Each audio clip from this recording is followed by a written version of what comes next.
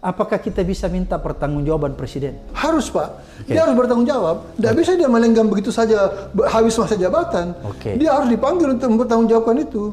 Kalau bisa sebelum habis masa jabatannya, dia sudah harus diminta pertanggungjawaban. Bung Karno yang begitu hebat, hampir jadi dewa, kok kita minta pertanggungjawaban. Dan beliau datang mempertanggungjawabkan itu. Yang kemudian ditolak oleh MPRS itu kan. Pak Harto itu kan sudah diancam oleh Harmoko. Itu waktu kan hari Selasa sore. Saya ingat karena saya ada di situ. Itu Harmoko mengatakan kalau sampai dengan hari Jumat Pak Harto tidak mundur, maka kita akan melakukan sidang istimewa minta pertanggungjawaban. Ternyata Selasa malam itu Pak Harto memutuskan mundur. Hari Rabu diumumkan mundur. Jadi dia tidak perlu dimintai pertanggungjawaban. Gitu loh. Itu waktu kan Harmoko sudah berniat meminta pertanggungjawaban pada hari Jumat. Jadi itu seharusnya yang dilakukan sekarang. Itu yang harus dilakukan sekarang. Sayangnya ini ada satu saya nggak tahu apa hikmahnya di balik ini ya. Jadi sesudah Gus Dur dulu itu dijatuhkan dengan tanda petik dengan cara mudah kata mereka, dibuatlah desain baru tentang prosedur pemaksulan presiden. Yang kemudian menjadi panjang itu sampai ke MK segala. Dan rumit. Ya, yang rumit itu. Ya boleh dikata dipersulit lah. Ya, jadi ini juga bisa ada baik buruknya. Kalau kebetulan itu memang pemaksulan itu sebuah rekayasa politik yang buruk, katakan itu konspirasi politik ya, untuk menjatuhkan seseorang, baguslah dibikin rumit. Tapi kalau memang kepemimpinannya buruk, lalu Anda bikin rumit, itu kan menunda penyelesaian masalah.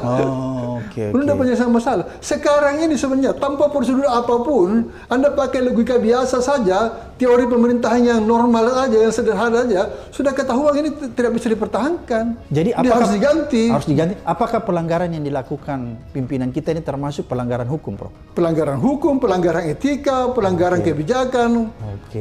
Macam-macam pelanggaran. Nah, susah loh dapat orang seperti Pak Jokowi ini. Ada orang yang bisa tahan tidak malu gitu loh. Tidak malu dan tidak takut itu. Melakukan kesalahan di sana ingkar, di sini ingkar, atau di sana bikin statement yang meresahkan. Ya, tidak ada konsekuensinya. Ini susah dapat orang kayak gini nih.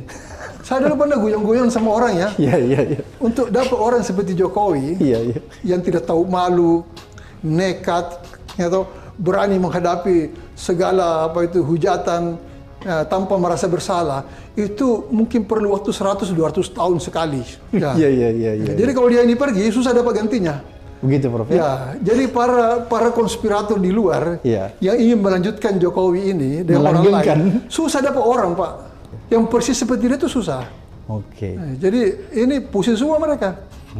Termasuk para para pemasok uang itu untuk pilpres apa segala. Para penjilat ya, Prof. Ya dia tidak tahu tidak tahu mau habis-habisan di mana gitu.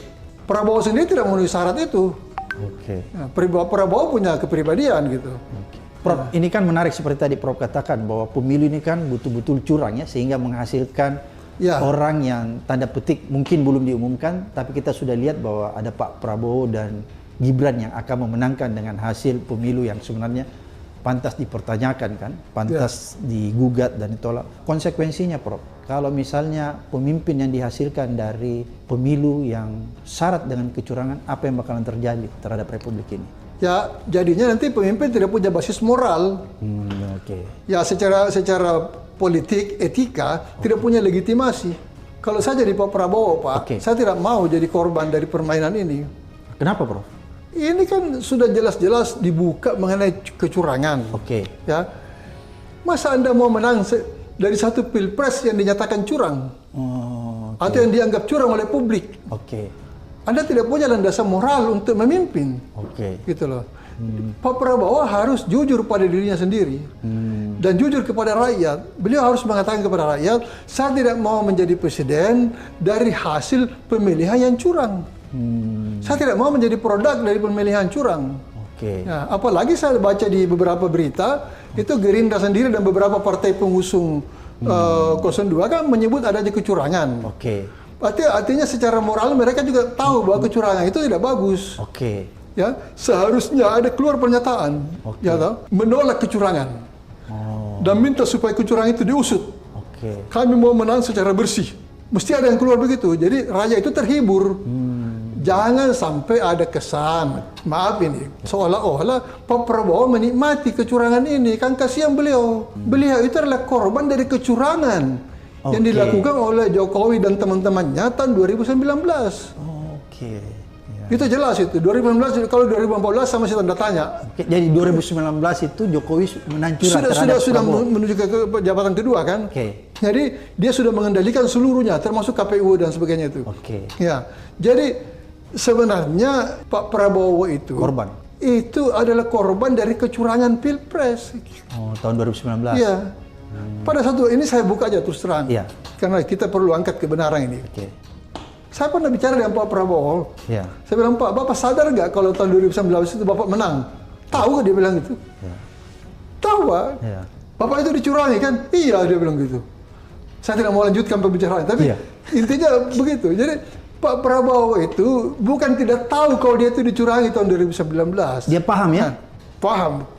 Pertanyaan moralnya sekarang, apakah beliau mau menang dengan cara yang sama dengan yang dilakukan oleh lawannya dulu? Itu curang, tidak elok lah. Tidak elegan ya? Ya, apalagi ini manusia ini kan terbatas umurnya Pak Abraham. Sudah 70 kita ini sudah 70-an semua kita ini. Sebentar lagi harus melapor kepada pencipta kita ini kan. Bagaimana bisa di ujung jalan kita berkompromi dengan kejahatan? Justru di waktu-waktu ini sekarang kita mesti bertobat setiap hari untuk mempersiapkan diri gitu loh. Bukan masuk lagi dalam perangkap kejahatan. Jadi saya menghimbau harus Pak Prabowo mengeluarkan pernyataan, saya tidak mau menang melalui kecurangan. Sekarang terbukti kecurangan itu tidak bisa dihindari, Pak.